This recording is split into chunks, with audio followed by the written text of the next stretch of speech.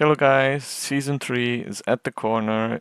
It is guide time. In this video, we will cover the Frost Decay. First of all, should you play one-handed or dual wielding? That will be for you to decide. If you wish big burst, go two-handed. If you wish constant damage, go dual wielding. I'm kinda leaning towards two-handed, but we'll see. Anyway, these talents are good for both, so you can check my other video where I showcase the damage of both two-handed and dual wielding. One important tip for you guys, remember that at the start of each season you can cap your honor before the new season launches. So you can basically have those 15k honor and just buy full honor gear on the first day when the season launches. Honor only resets when there is a new expansion, basically when we are starting again from Season 1.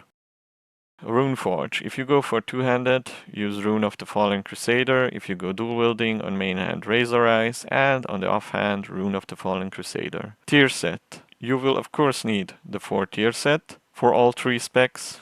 Doesn't matter which hero talents you play. Which item should you not get as tier set? I prefer that you don't get the head one, because it gives the most crit chance, what we really don't need. So first what you should do is get the 9 Astral Gladiators Heraldry, which you can get after your first BG in the season. You will get a quest, and you give it to the quest giver, and he will give you these items, what you need to craft the conquest items. We will craft first a neck and 2 rings with this. We need 1 item with haste mastery and 2 items with worse mastery. Doesn't matter which one is which, just that you get these 3 items with these stats, because we literally have too much versatility now. Additionally, feel free to apply immediately to the rings the lens embellishment, because this embellishment's strength is increased by level. So it's better than Ascendance now, because Ascendance still gives the same amount of stats, and anyway we are already close to getting diminishing returns on our stats. Basically you lose stats rating, so I think the lens embellishment might be the best to take. Now, which items should you get first for tier set? I prefer that you get their hands and legs. Transform both of those into tier sets. You will be able to transform one immediately, and after you get 1.6k rating, you will be able to use the catalyst to transform the second item as well. I assume it's the same as last season. Additionally, don't forget you get bloody tokens as well. Cap those each week, and you might buy the other items temporarily, which are still better than honor gear. And if you make a mistake with conquest item purchase, you can still transform even these items into tier sets. Stats. So, while you are gearing up your character, make sure you get 1.21 to 1.23 global cooldown, at least in PvP. This is for all 3 specs, doesn't matter what you play. And now that we have more stats, I'm honestly leaning more towards 1.21. So get enough haste that you have that, and after that, versatility around 25% I think is the sweet spot. Now if you wish to have more survivability, you can go up to 30%, but honestly I wouldn't. All the rest we are gonna pump into mastery. For all 3 specs, it's huge because this gives you the most damage increase. Enchants. We get the typical ones, so wrist, back, boots, movement speed for arena. If you want the back with regeneration leech, you can get it. It's not bad for battleground. Rings, enchants, mastery.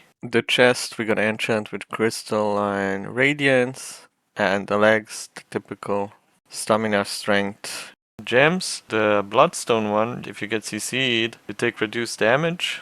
So this would be the full build for your character, right? Only remember that if you would use a two-handed, you will have a bit more mastery, so it would be wise to change these enchants, or at least one of those, into haste. Or you can use different gems.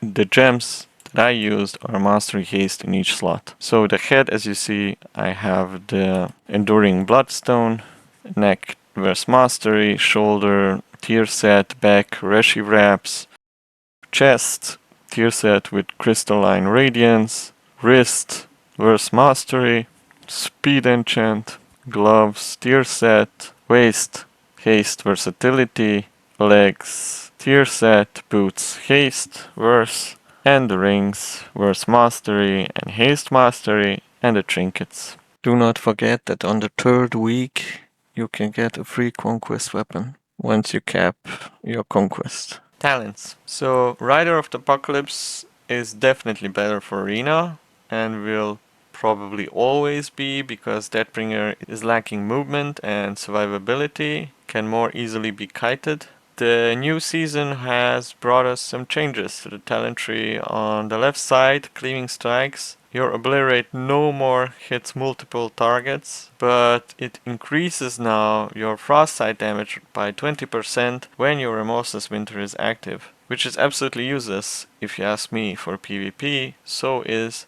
Frostbite. But to get to the specific talents which we need, we have to take those. Like here, the longer range on Dead Grip is a must take. We really need that in Arena. As well, it's great for BG if somebody dies, right? It resets the cooldown of Dead Grip, so it's really a must have. Subduing Grasp, we don't need anymore, since we don't have Abomination Limb.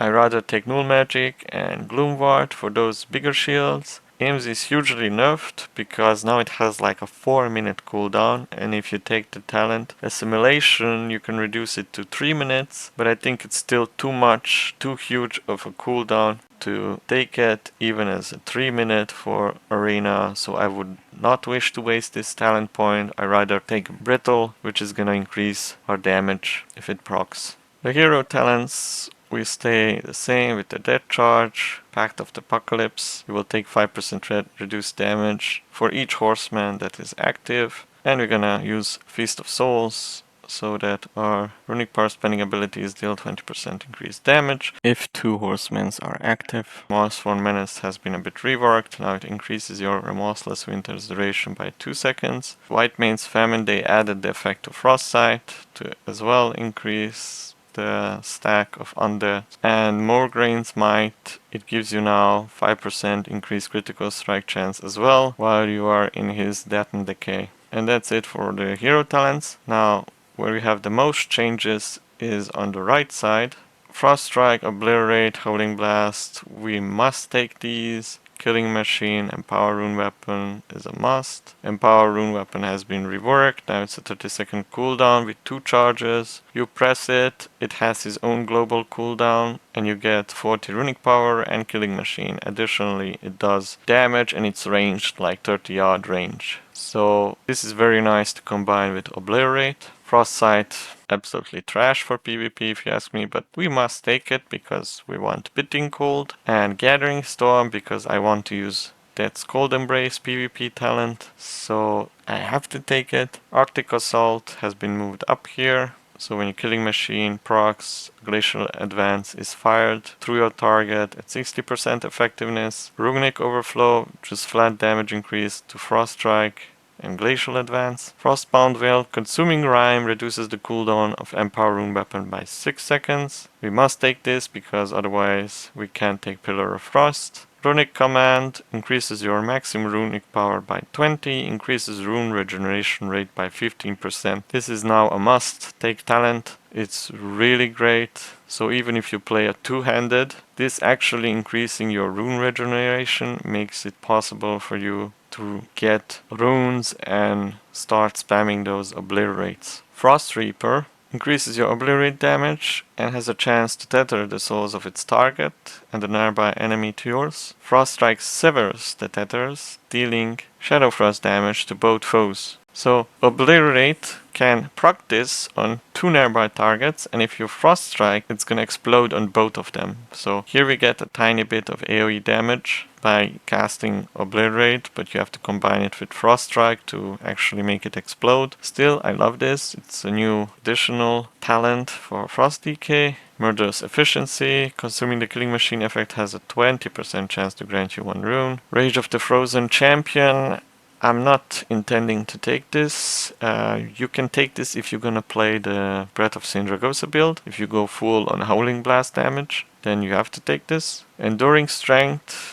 So when Pillar of Frost expires, your strength is increased by 8% for 6 seconds. This effect lasts 2 seconds longer, up to 20 seconds, for each Obliterate and Frostside critical strike during Pillar of Frost. Nothing changed here. Icy Onslaught. I'm not gonna use this ability. Basically what it does, Frost Strike and Glacial Advance now cause your next Frost Strike and Glacial Advance to deal 15% increased damage and cost 5 more runic power. This effect stacks until the next runic empowerment. Now I do not wish to use this. You will be like, but why? It increases the damage. I don't want to waste more runic power, because if I waste more runic power, I will not be able to cast much Frost Strikes, and that way I might not have runes to cast Obliterate. So I rather don't take this and cast more abilities, have a little bit of freedom with resource gain, and more chance to get Killing Machine. Frost Strike gives you Killing Machine if you have Pillar of Frost active. Frozen Dominion. Now, instead of the Frostwell, your Remorseless Winter is gonna last 4 seconds longer. It will be cast from your Pillar of Frost, so basically it's gonna become a passive. You will no more be able to cast Remorseless Winter separately if you take this. And now each enemy the Remorseless Winter damages grants you 8% mastery up to 40% for 15 seconds. So no more Frostwhelp.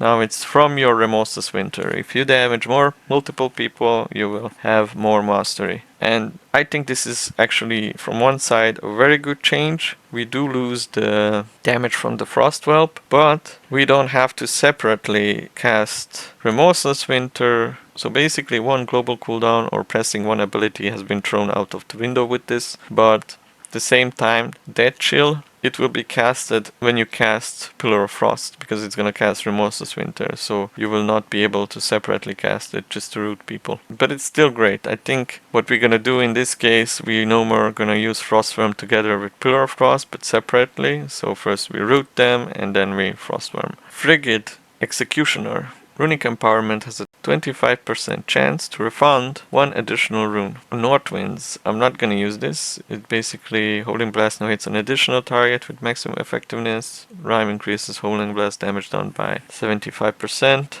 Icebreaker is the same. Now, if you wish to play Holding Blast build, then you have to take these. If not, like me, then don't. I go for Everfrost because it increases the Remorseless Winter damage, right? It's stacking up to 10 times, only that it has an additional effect. Rime Empowered Holding Blast deals 50% increased damage to secondary targets. But I took this mostly because that's Cold Embrace. I want the Remorseless Winter damage. Avalanche is the same. Frostworm, what's new is we don't have Absolute Zero anymore.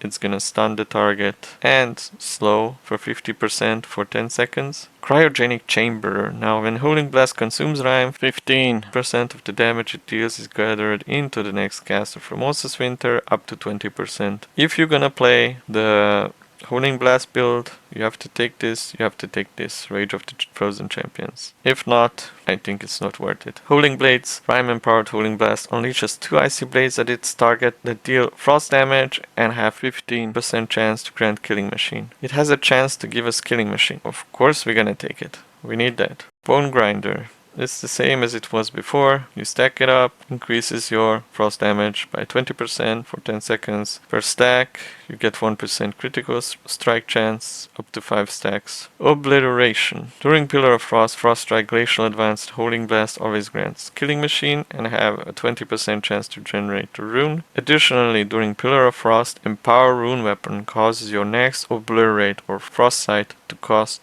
no runes. So what we're gonna do here, we combine Empower Rune Weapon with Obliteration and you get Obliterates, which gonna cost 0 runes. Additionally, with Killing Streak, you will get Haste and you will get global cooldown reduction and damage increase. So Obliterate and Frostbite consumes all killing machines to deal 25% increased critical strike damage and grant 2% haste for 8 seconds for each stack consumed. Multiple applications may overlap. So combining Obliteration with Empower Rune Weapon, we can get haste, we can get additional damage, we don't have to waste runes, we get free cast Obliterates. Smoothering Offense is not bad because it increases your chance to get Killing Machine, but Killing Streak, actually the haste does the same. It increases your auto attack speed, so Killing Streak is much better than Smoothering Offense. You just have to control the Killing Machine gain properly because it's gonna consume both of them. So that's why we have Empower Rune Weapon. So if you get Killing Machine, you know, with Frost Strike, cast that Obliterate, you can Empower Rune Weapon, immediately cast another Obliterate or something like that. I see that Torrent and the Long Winter is the same, so we're not gonna talk about that. Avalanche is the same, Shattering Blade is the same. Now we have here Frostbane. Each foe struck with Glacial Advance has a chance to transform your next Frost Strike into Frostbane. The chance increases with the number of Razor Ice stacks on the target. Now this procs even from Arctic Assault Glacial Advance, so you don't have to separately cast Glacial Advance. It can proc from that. What Frostbane does, it's gonna be like an AoE damage, so it's gonna strike twice, unleashing the Chilling Essence of Winter, dealing frost damage to all enemies caught in its wake with each strike. Each enemy struck reduces the damage dealt to the next foe by 5% down to 40%. So the more targets you hit, to those other targets it's gonna deal less damage. And here, as we mentioned already, Icebreaker is the same, Hyperpyrexia is the same. Breath of Sindragosa, however, has been reworked. It lasts now 8 seconds, dealing frost damage every 1 second, and consuming Killing Machine or Rime increases the duration by 0.8 seconds. Grants a charge of Empower Rune Weapon at the start and 2 runes at the end. Alright, so I'm just gonna explain to you how you would do the setup, alright? So, first of all, you would deaden Decay because it still slows. You grip in the healer, you blind them. Now, you can use, if you want maximum damage, you can use Pillar of Frost together with Frostworm. So Howling Blast, Obliterate, then we use Empower Rune Weapon, then we Frost Strike, Obliterate again, Frost Strike, Empower Rune Weapon, Obliterate, and then you can use Frostbane. Just procced at this time, but sometimes it procs in between, so that's it basically if you want to go full damage, because this way you get all 4 horsemen out immediately. However, if you are intending to use Death Chill, then it's better to not call the Frostworm immediately to call all 4 horsemen, because your tier set will actually call Trollbane for 10 seconds. So if you wish to do it that way, you can do it that way as well. But if you put it together in a macro, then actually Death Chill might be a useless talent, and you rather will use something else, Spellwarden, Bloodforged or Delirium instead of Death Chill. Beneath the ice and snow, a legend awakens. I am Arthas, the Lich King ruler of the damned master of Frostmourne.